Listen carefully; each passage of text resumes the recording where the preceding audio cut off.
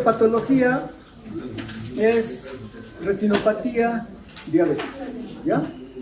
Entonces, la diabetes puede hacer mucho daño en la vista a diferentes estructuras oculares, pero donde más daño hay es a nivel de la retina, y la retinopatía diabética es la forma más frecuente de presentación. Pero puede un paciente diabético tener manifestaciones extraoculares como xantelasmas en los párpados, microalteraciones vasculares en la conjuntiva, pero lo más importante desde el punto de vista extraocular es de que puede producir parálisis o paresia de músculos extraoculares, sobre todo el tercer y sexto par craneal. De tal forma que si hay un paciente que sabemos que es diabético y tiene una parálisis de tercero o sexto par, pues asumiremos que esa parálisis es por su diabetes. Si no hay diabetes de por medio, habrá que ver que no sea un tipo neurológico. Que hay una parálisis del tercer par, ¿ya?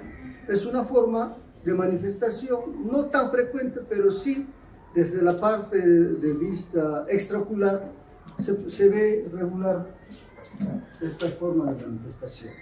A nivel intraocular puede haber alteraciones en el iris, sobre todo alteraciones en lo que viene a ser la dinámica de lo que es midriasis, miosis. ¿Por qué? Por afectación de los músculos autónomos que hacen que estos se vean pues disminuidos. Y también puede haber lo que es una rubiosis del iris, ¿ya? A nivel intraocular, ¿qué puede presentarse? Alteraciones en el cristalino. Habíamos mencionado de que cuando hay una diabetes de por medio, una de las manifestaciones a nivel del cristalino lo constituye lo que es los cambios de refracción por variaciones en la glucosa. Esta es la forma más frecuente de expresión de un paciente diabético. De tal forma que un paciente puede tener una buena visión hoy día, a la semana otra visión diferente, en 2 o 3 días una visión diferente, todo ello por una situación de la glicemia que está manejando. Y cuando hay una variación de la agudeza visual de este tipo, hay que pensar en la posibilidad de diabetes mellitus, ¿ya? Cualquiera de nosotros que tenga una determinada agudeza visual, esa agudeza visual se mantiene constante en cualquier circunstancia. No hay variación en la visión. Lo que sí ocurre en el cristalino, y además que en el cristalino, en un paciente con diabetes, tendremos una catarata diabética y la presencia de una catarata senil a una edad mucho más temprana. ¿Qué se observa? Una catarata diabética. A nivel intraocular, ¿qué puede existir? Neuropatía óptica, retinopatía diabética, ¿ya? La neuropatía óptica o todo lo que significa neuropatía tiene pues igual expresión como en otras partes del cuerpo, ¿ya? En alguna oportunidad, cuando era interno, una residente me dijo: cuando busques sintomatología de un paciente diabético, no busques lo relacionado a neuropatía, porque hay alteración. Busca las otras causas que están con la patología que estás viendo. Y la otra forma de expresión viene a ser la retinopatía diabética, que es la más frecuente, ¿ya? Entonces, pues, cuando hablamos de retinopatía diabética, hablamos de una de las principales causas de ceguera en pacientes económicamente activos, en pacientes jóvenes, pacientes menores de 50 años, ¿ya? Entonces, la diabetes causa ceguera, sobre todo en personas jóvenes, y es por eso que se dice de que estamos ante una nueva pandemia, una pandemia que guarda relación con lo que es la diabetes mellitus, donde existe expresión de diabetes en todas las partes del mundo, sobre todo en lo que es África, donde llega hasta un 30% de pacientes. ¿Ya? Entonces, la diabetes va a seguir aumentando. ¿Por qué? Porque esta también es una expresión de pacientes ancianos. Cuanto más edad, más posibilidad de diabetes. Si viviéramos hasta los 100 años, la diabetes sería una de las principales causas de morbilidad. Entonces, la prevalencia de la diabetes, de acuerdo a estudios amplios poblacionales que se han hecho, guarda relación con el tiempo que el paciente tiene diabetes. A mayor tiempo de diabetes, mayor posibilidad de expresión de retinopatía diabética. ¿Ya? Eso está estipulado y esto es algo que no se puede manejar. ¿Ya? El que alguien tenga pues 10, 15, 20 años de diabetes, eso ya es algo que pasó, no podemos manejarlo. Entonces, esta prevalencia de retinopatía diabética en el año 2020 era de 103 millones a nivel mundial. En el año 2045 se espera que haya 160 millones de pacientes con retinopatía diabética. ¿Ya? Va a haber un incremento de 55.6% desde el 2020 al 2045. Cuando ya estamos frente a un paciente que tiene retinopatía diabética, pero que esa retinopatía diabética amenaza la visión, en el 2020 había 28 millones de personas a nivel mundial. En el 2045 se espera que esto vaya a 44 millones. Y lo que es el edema macular diabético, ¿no? Clínicamente significativo, en el 2020 era de 18% y en el 45 se espera un 28%. Todo esto debido principalmente a lo que viene a ser el tiempo de lo que es el que el paciente tenga diabetes. ¿Ya? Muy bien. Hay estudios poblacionales amplios que han dado pues una serie de conclusiones que es importante tener en cuenta. Cuando hablamos de lo que es la diabetes mellitus tipo 1 en este estudio de Wisconsin, a los 20 años de que el paciente tiene diabetes, el 99% tiene retinopatía diabética y el 50% retinopatía diabética proliferativa, que es el tipo más grave. Respecto a la diabetes mellitus tipo 2, la retinopatía diabética se presenta en 60% de los casos, a los 20 años también, y la retinopatía diabética proliferativa en el 25% de los casos. En quienes es mucho más grave la forma de presentación, en la de diabetes tipo 1. ¿Ya? Muy bien. Existen factores de riesgo además para el desarrollo de retinopatía diabética. Uno de los principales factores de riesgo pues lo constituye el estado metabólico de la persona. Y este estado metabólico de la persona se puede determinar de una forma mucho más exacta a través de la determinación de la hemoglobina glicosilada. Se dice que cuando la hemoglobina glicosilada está en nivel de 7, existen una serie de beneficios propios de este buen control metabólico. ¿Qué beneficios va a existir? De que va a haber una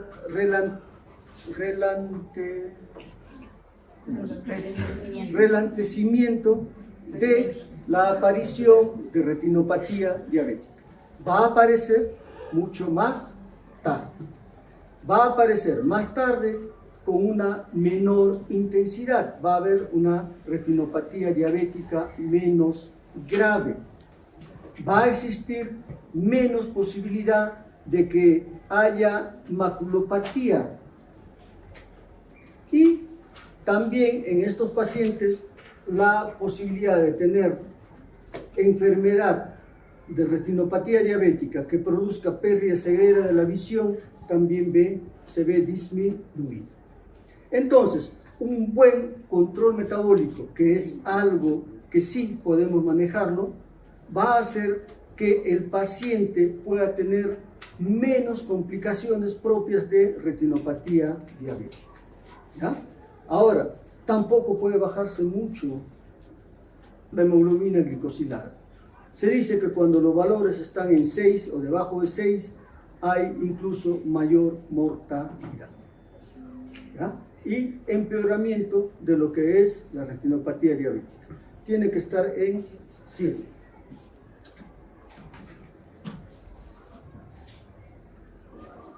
Vean, con estos estudios poblacionales, el tener la glicemia dentro de lo que significa, pues, valores de hemoglobina glicosilada de 7, hacen que exista una reducción en cuanto a las complicaciones a nivel microvascular. Hay una disminución en cuanto a lo que es de retinopatía en 21% y nefropatía 34%. ¿Ya? Entonces, el control metabólico es una situación muy importante. ¿Ya? Aparte de eso, ¿qué cosas debemos de tener controlado? Lo que es la hipertensión. Porque con el control de la hipertensión se va a lograr riesgo de complicaciones propias de la retinopatía diabética, además de que se va a disminuir lo que es complicaciones en otras partes del cuerpo, como por ejemplo los riñones, que es un factor adicional que cuando hay falla renal también exista mayor progresión de retinopatía diabética. ¿Ya? Entonces, buen control metabólico, buen control de la hipertensión, son situaciones que se pueden manejar, que van a hacer de que la progresión de retinopatía no sea tan intensa. ¿Qué otros factores de riesgo tenemos? Lo que es la edad. El riesgo aumenta con cada década para lo que es el desarrollo de retinopatía diabética. Se dice que la diabetes mellitus tipo 1, la progresión aumenta en la adolescencia, mientras que en la diabetes mellitus tipo 2, la progresión aumenta en los mayores de 40 años. La raza también ya está comenzando a jugar un rol muy importante, donde los hispanos están aumentando la prevalencia y severidad para el desarrollo de retinopatía diabética y edema macular diabético, incluso mayor a los de raza africana y pacientes asiáticos. ¿Ya? Esta sobrevida que están teniendo los hispanos últimamente nos está predisponiendo pues a estas cosas. Mayor posibilidad de retinopatía diabética, mayor posibilidad de glaucoma. El sexo, un estudio no mostró mayor significancia para desarrollar retinopatía diabética o edema macular, pero el estudio de Wisconsin dice que la diabetes tipo 1 en los hombres, ¿no?, tienen más riesgo a desarrollar retinopatía diabética proliferativa y que en los de diabetes mellitus tipo 2 existe una prevalencia, incidencia igual para retinopatía diabética y edema macular diabético. Entonces, lo más importante de todo esto es el hecho de que se tenga un buen control metabólico. Existen otros factores de riesgo donde se tiene al índice de masa corporal, que debe ser el adecuado. Cuando hay un índice de masa corporal muy bajo de lo que se debe de tener, no es bueno porque es un factor de riesgo y esto está constituyendo un estado de enfermedad que es muy grave. El colesterol sí es importante a tener en cuenta porque puede producir obstrucción de los vasos sanguíneos y también guarda relación con lo que son los exudados duros que vamos a ver más adelante. Y otro factor importante lo constituye el embarazo. En situaciones de embarazo la tendencia es a que exista una progresión del grado de retinopatía diabética. Una paciente con diabetes y embarazada debe tener un control estricto de su estado metabólico y oftalmológico. y otras comorbilidades como la hipertensión, que hemos visto de que produce, si está alta, una progresión de lo que es, pues, hacia la retinopatía diabética. Cuando tenemos a un paciente portador de lo que es diabetes, ¿no? ¿Cuál debe ser el seguimiento desde el punto de vista ocular? En los pacientes que se le hace el diagnóstico de diabetes mellitus tipo 1, se debe de referir al oftalmólogo a los 5 años de diagnóstico. A partir de los 5 años se espera que pueda haber complicaciones propias de retinopatía diabética y ya de acuerdo a la evaluación por el oftalmólogo se podrá hacer el seguimiento respectivo. En la diabetes mellitus tipo 2, el seguimiento se hace desde el diagnóstico de la diabetes. Se debe referir al oftalmólogo al momento del diagnóstico de la enfermedad, porque hasta un 30% de ellos ya tienen algún grado de lo que significa retinopatía diabética, ¿ya? Y en los pacientes embarazadas, sea que tengan el tipo 1 o 2 de retinopatía de diabetes, deben de ser transferidas para que tengan un control oftalmológico tan pronto estén en esta situación de embarazo.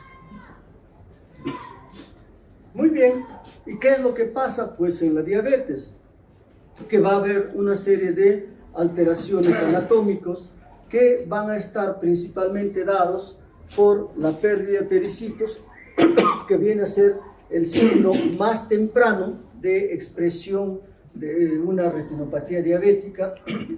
Va a haber un engrosamiento de la membrana basal capilar y una disrupción de la barrera hemato-retiniana. Todo esto ocurre en un paciente portador de una hiperglicemia, un paciente portador de diabetes.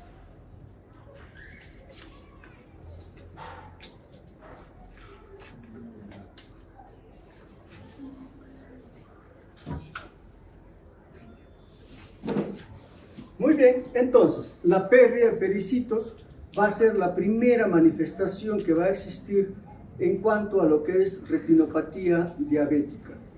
Y esta pérdida de estas uniones que existen va a dar lugar a la aparición de microaneurismas, que es la primera expresión en cuanto a lo que es aparición en retinopatía diabética, ¿ya? Va a haber pues pérdida de pericitos que va a hacer que la estructura vascular se vuelva incompetente, que pueda haber una alteración en su permeabilidad que va a conducir a la extravasación de estructuras intravasculares. Entonces, esta hiperglicemia va a producir pues una disrupción de la barrera hemato-retiniana.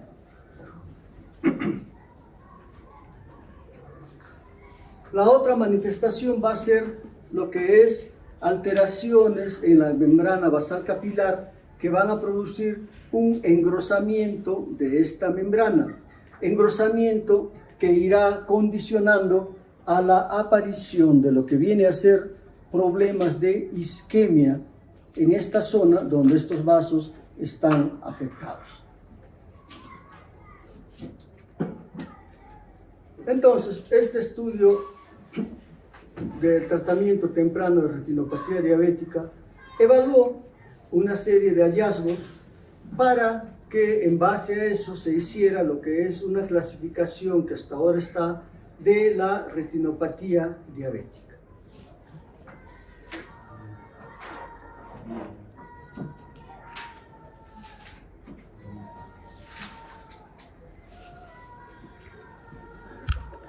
Muy bien, entonces, dentro de lo que es la clasificación de retinopatía diabética, se tienen dos grandes grupos de clasificación, lo que es la retinopatía diabética no proliferativa y la retinopatía diabética proliferativa. Cada uno de ellos tiene su propia subclasificación, dentro de los cuales tenemos que en la no proliferativa tenemos una no proliferativa leve, moderada y severa. Y en lo referente a retinopatía diabética proliferativa, tenemos además aquellos que tienen alto factor de riesgo para la pérdida de la visión, que iremos viendo poco a poco. ¿Esto para qué nos sirve? Para que nosotros veamos cuál es la progresión que pueda tener este tipo de patología, ¿no? Por ejemplo, los pacientes que tienen retinopatía diabética no proliferativa severa, un 15% de ellos hasta el año, ¿no? O 60% a los 3 años, pueden avanzar hacia estadios avanzados, que sería la retinopatía diabética proliferativa. Y en los casos de retinopatía diabética no proliferativa muy severa, hasta un 45% de ellos va hacia lo que es el estado más grave de la enfermedad, la retinopatía diabética proliferativa.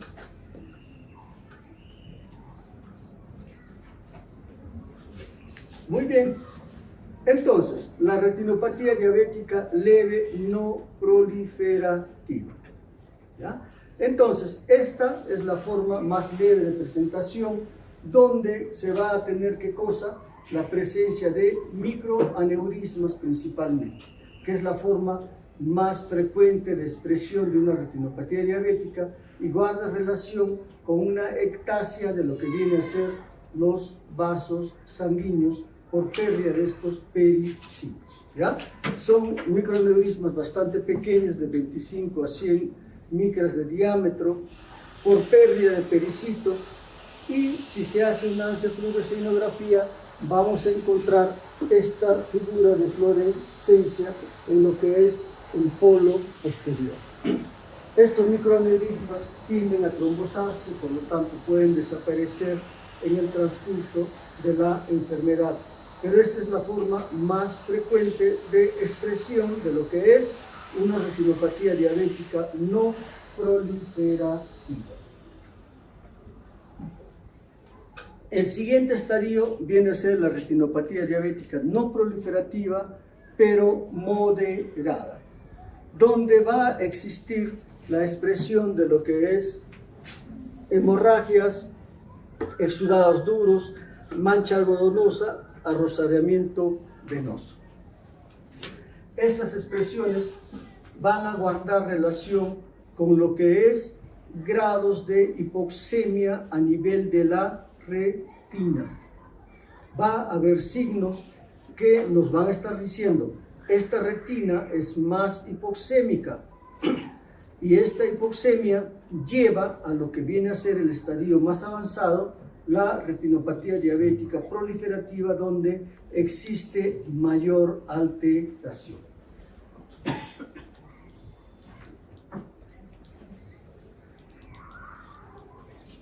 Muy bien, entonces, la expresión de una retinopatía diabética moderada va a ser la presencia de manchas algodonosas.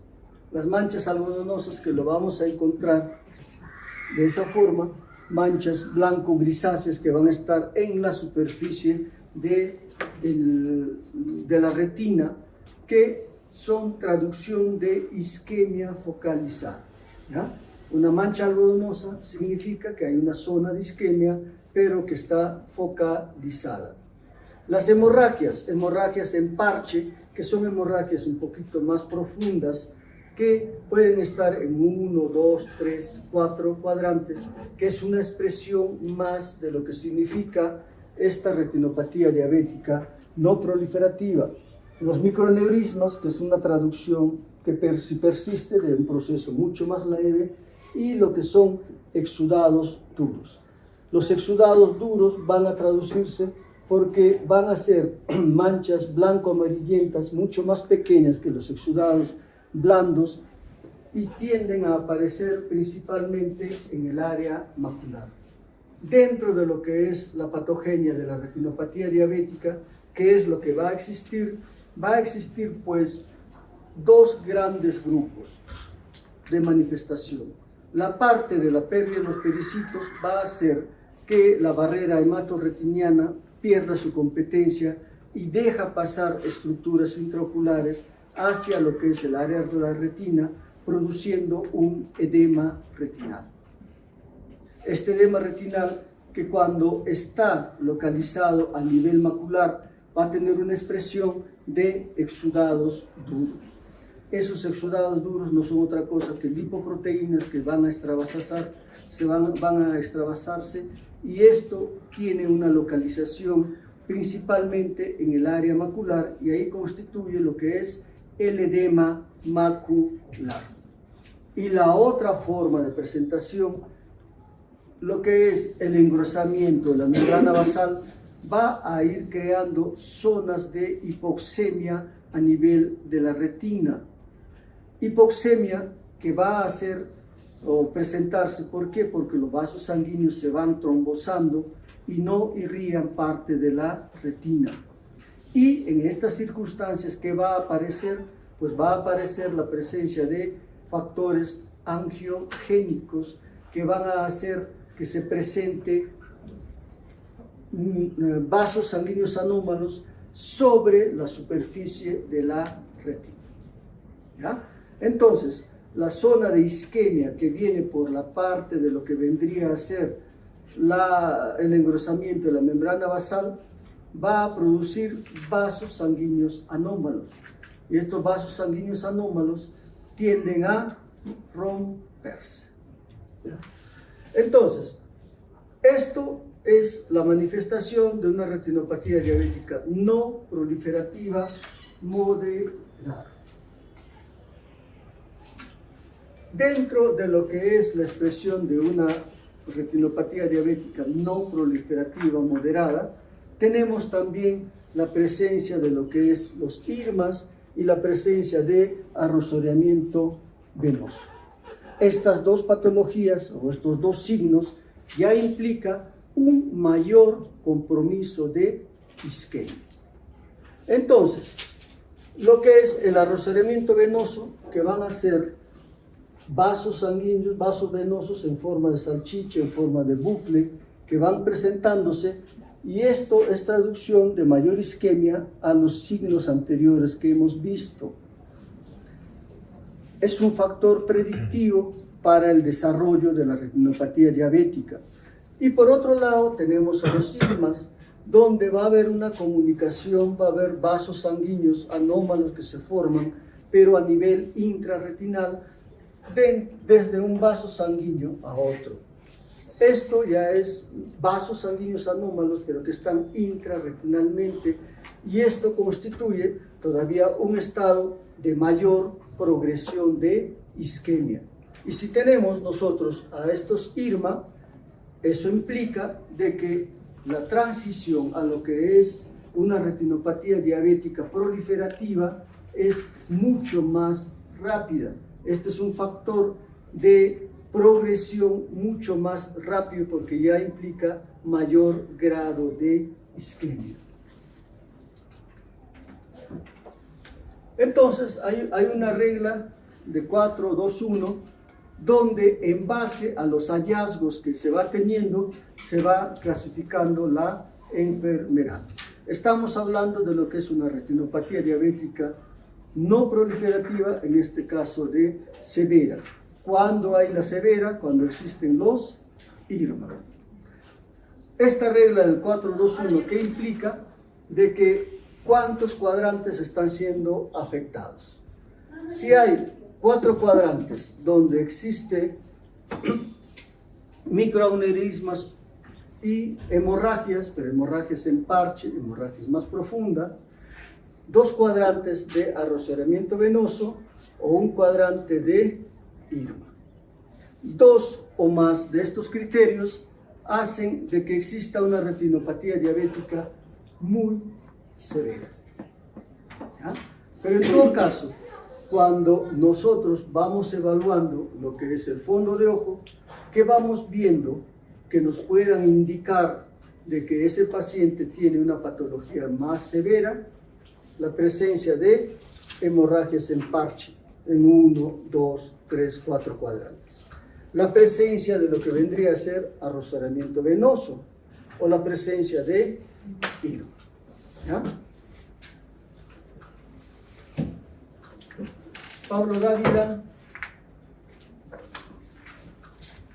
a ver, haz un resumen de los signos oculares que encontramos en una retinopatía diabética.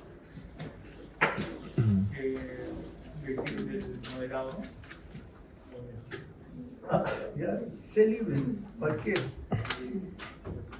Bueno, cuando tenemos una retinopatía diabética no proliferativa de tipo leve, Ya. realmente podemos encontrar lo que son los microaneurismas. Microaneurismas, microhemorragias. Si ya estás entre una leve, moderada, Bueno, podemos encontrar lo que son hemorragias y la mancha algodonosa y también exudados. ya, a ver, espera. ¿Qué hemorragias? En parche. Ya, hemorragias en parche. De repente, no en todos los cuadrantes, pero en uno o dos cuadrantes. Que son hemorragias un poquito más profundas. ¿Qué otra cosa? Podemos encontrar exudados duros Exudados duros, ¿ya? y la mancha algodonosa. Exudados blandos. ¿Qué otra cosa más podemos encontrar?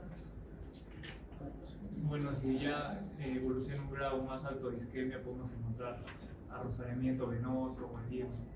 ¿Ya? Arrozamiento venoso e IRMA, ¿ya? Entonces, cuando se hace un control oftalmológico, lo que buscamos es esto. ¿Qué tiene el paciente al momento del examen? Y de acuerdo a eso vamos dando una situación de cuándo controlamos o cuándo requiere tratamiento el paciente, ¿ya? Entonces, cuando nosotros encontramos un arrozamiento venoso, ¿qué estamos pensando? De que ese paciente tiene un nivel de isquemia avanzado, ¿ya? Si encontramos IRMA, tiene un nivel de isquemia todavía más avanzado. Si solamente encontramos microhemorragias, microaneurismas, está en una situación leve, ¿ya?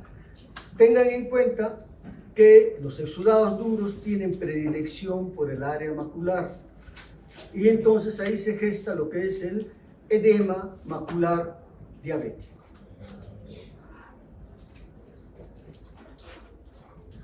Bien, el otro grupo de lo que es retinopatía diabética viene a ser la retinopatía diabética proliferativa. ¿Qué es lo que va a existir acá? Va a existir una isquemia mayor. Esa isquemia mayor va a dar lugar ¿a qué? A que exista sustancias angiogénicas que condicionan la aparición de neovasos. Son vasos sanguíneos, pero que ya están sobre la retina. Son vasos sanguíneos de novo, de reciente creación, y que son vasos sanguíneos que tienden a crecer. ¿Dónde aparece? Aparece en el nervio óptico, en la arcada vascular, en cualquier parte de la retina. ¿Ya? Entonces, ¿qué estamos viendo ahí en la imagen? Pues vasos sanguíneos anómalos que están proliferando sobre lo que es la superficie ocular. Cuanto más grande esta superficie, pues se considera que tiene más probabilidad de sangrado y más grave la presentación. Estos vasos sanguíneos, ¿qué es lo que puede producir? Puede producir un sangrado ocular. ¿Cuál es la localización más común? Sobre las venas retinianas en la región supratemporal, como se está viendo acá, ¿ya? Esta es la forma más frecuente de presencia de los neovasos, pero también pueden estar sobre el nervio óptico y dependiendo de la magnitud de cuánto nervio óptico están ocupando, también será más severa esta presentación. Entonces, puede haber una situación de proliferación fibrovascular. ¿ya? Entonces, desde estos tejidos nuevos, de estos vasos sanguíneos, puede haber un sangrado. Y ese sangrado puede condicionar la aparición de membranas fibrovasculares. Ya habíamos comentado antes que el tejido vítreo era un tejido muy lábil, muy inestable, que ante situaciones de hemorragia vítrea, etc., la tendencia es a crear bandas de tejido fibrovascular, fibroso. Y estas bandas, ¿qué es lo que puede producir? Pues puede producir desprendimiento de retina de tipo traccional, ¿no? Entonces, ¿qué signos oculares encontramos en una retinopatía diabética proliferativa?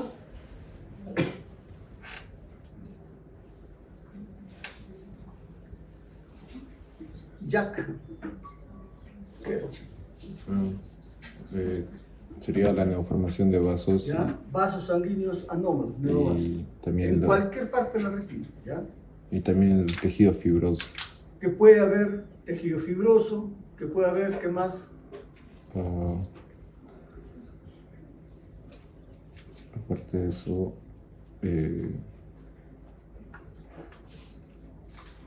afectación del nervio óptico también. ¿Cuál? Afectación del nervio óptico por la formación de vasos y puede producir ceguera. No tanto. ¿Pero qué otra cosa puede producirse? Desprendimiento. Traccional. Ya. Y antes de eso, Desprendimiento de vidrio. ¿una qué? Hay otro elemento antes. Tú ves un vaso sanguíneo ahí, encuentran una neovascularización. ¿Qué piensan? ¿Qué harían? Tiene su neovascularización, qué bien. Entonces, que presente una banda de tracción, cae desprendimiento de retina, traccional. ¿Qué hacen cuando ven un neovaso?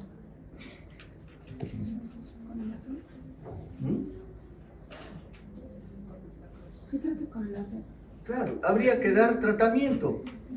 No solamente es un hallazgo, ya es un hallazgo que ya indica tratamiento. ¿Por qué? Porque ese vaso puede sangrar, pues. Se produce una hemorragia vítrea. Y ya de ese proceso de hemorragia vítrea puede haber bandas de tracción, desprendimiento de retina, tracción. Entonces, esas son las manifestaciones que se presentan en una retinopatía diabética proliferativa. Entonces, cuando estamos ante un paciente con retinopatía diabética proliferativa, hay lo que se llama sin características de alto riesgo, con características de alto riesgo y la avanzada. Todo esto ¿de qué va a depender? De que exista neovascularización. Sin características de alto riesgo, cuando hay neovascularización papiliar o retiniana menor a 1/3 de lo que viene a ser el área papilar. ¿Ya? Con características de alto riesgo, cuando hay neovascularización papilar mayor de 1/3 del área papilar o una neovascularización más hemovítrea. Y en la avanzada hay una hemorragia vítrea grado 4 de retraccional, rugoso CD, distisis bulbi, etc. Y es un estadio mucho más avanzado. Entonces, pues, en una retinopatía diabética proliferativa, si encontramos neovasos, tenemos que dar tratamiento para evitar el tener que lidiar con las patologías con características de alto riesgo o la avanzada, donde el pronóstico visual va a ser más sombrío.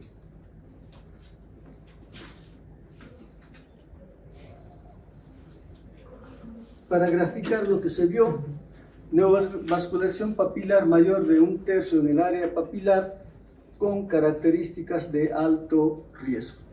Si hay hemorragia prerretiniana, otro factor adicional, neovascularización en otra localización mayor de 1/2 del diámetro del disco, ¿no?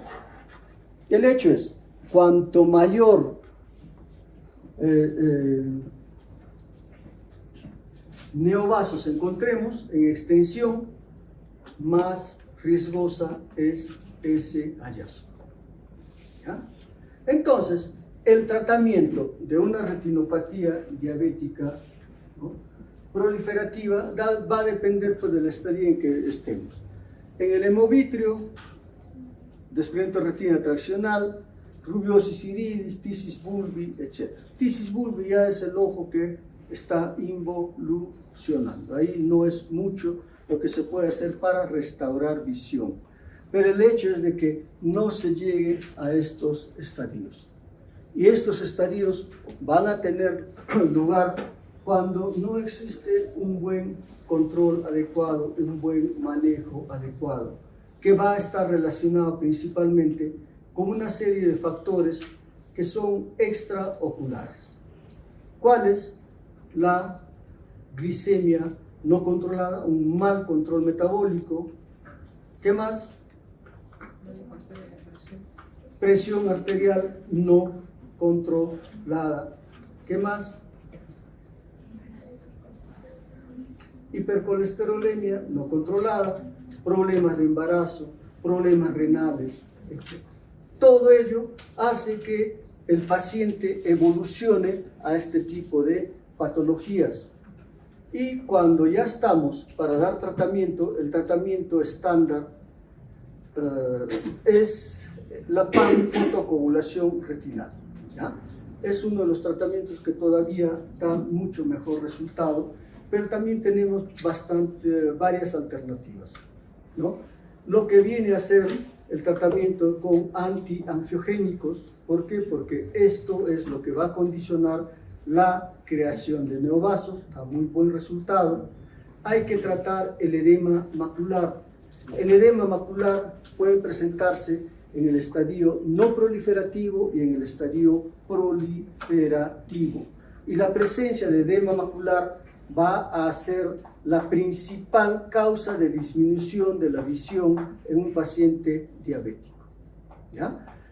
Generalmente, los diabéticos cursan con muy buena visión, salvo estas variaciones de visión que se presentan por factores de glicemia, pero la visión que tienen es buena, de no mediar el edema macular, donde hay una disminución de la visión y constituye este edema macular la principal causa de disminución.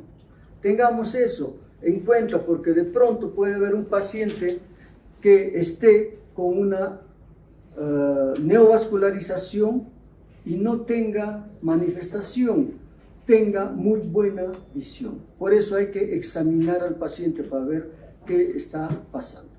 Si hay edema macular, hay que tratar el edema macular, que puede ser con corticoides intraoculares, que puede ser con rayos láser a nivel focalizado, ¿ya? Y la panfotocoagulación retinal, que consiste en poner láser en todo lo que es la superficie de la retina, es el tratamiento que hace de que el paciente pueda tener una pérdida severa de la visión, ¿ya? Entonces, lo importante es no llegar a estos estadios, porque cuando estamos frente a un paciente que tenga desprendimiento de retina traccional, el pronóstico no es muy bueno, ¿ya? Entonces, evitemos, pues, que el paciente llegue a estas circunstancias. Tratamiento del edema macular, principal causa de disminución de la agudeza visual en pacientes diabéticos. Tratamiento con lo que es tratamiento localizado con láser o tratamiento con corticoides intravítricos, ¿ya? Puede haber también, pues, neuropatía diabética unio bilateral en estos pacientes en la evolución. No es tan frecuente, afortunadamente, esta forma de expresión en retinopatía diabética, porque no es mucho lo que se puede hacer en estas circunstancias. Entonces, concluyendo, la retinopatía diabética es una principal causa de ceguera, sobre todo en personas jóvenes. La hiperglicemia crónica es el factor principal para desarrollar retinopatía diabética porque induce una serie de cambios en la microvasculatura retinal que son las causantes de todas las manifestaciones a nivel de la retina. Los principales factores de riesgo son la duración de la diabetes, la hipertensión arterial y la hemoglobina glicosilada elevada, ¿ya? Y que se ha establecido en estudios grandes de población que el control de a largo plazo de la glicemia previene la progresión, hace que la enfermedad sea más leve y que la progresión de un estadio no tan avanzado a estadios más peligrosos se ve disminuido. ¿Ya? Entonces el control metabólico es muy importante y es algo que puede manejarse y desde ese manejo de un buen control metabólico se hace prevención. Listo, chicos, con eso terminamos, chicas.